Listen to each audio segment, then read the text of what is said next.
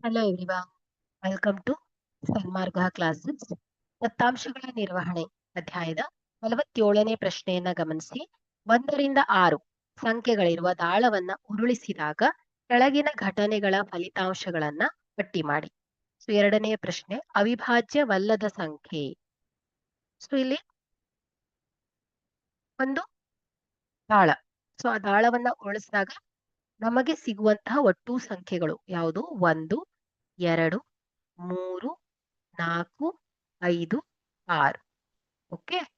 So ಇಲ್ಲಿ ಅವಿಭಾಜ್ಯವಲ್ಲದ ಸಂಖ್ಯೆಗಳು. So ಇಲ್ಲಿ ಅವಿಭಾಜ್ಯ ಸಂಖ್ಯೆಗಳಂದ್ರೆ ಏನು ಹೇಳಿ? ಸೊ ಒಂದು ಸಂಖ್ಯೆ ಒಂದು ಮತ್ತು ಅದೇ ಸಂಖ್ಯೆಯಿಂದ ಭಾಗ ಆಗ್ತಾ ಇರಬೇಕು. ಅದನ್ನು ಹೊರತುಪಡಿಸಿ ಬೇರೆ ಯಾವ ಸಂಖ್ಯೆಯಿಂದನೂ ಕೂಡ ಅದು ಭಾಗ ಆಗ್ಬಾರ್ದು.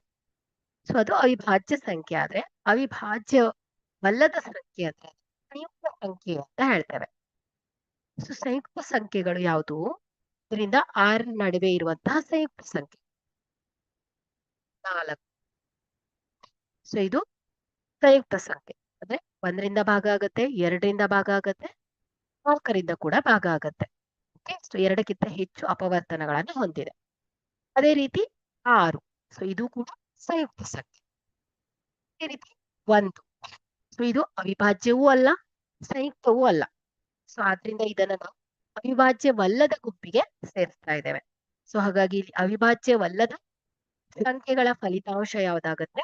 1, 4, 6 ಆಗಿದೆ. Thank you.